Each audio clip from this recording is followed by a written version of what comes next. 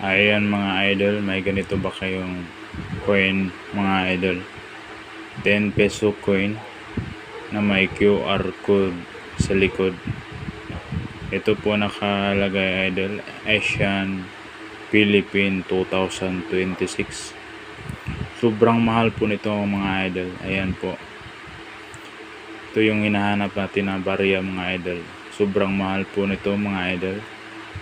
Kasi iilan lang ang inilabas ng BSP, Bangko Sentral ng Pilipinas, ng mga ganitong klaseng coin mga idol. Ayan po mga idol, pag-comment pag mayroon kang ganitong coin mga idol, pag-comment po and pag-follow and share na. Ayan po idol, Asian 2026 po na may QR code.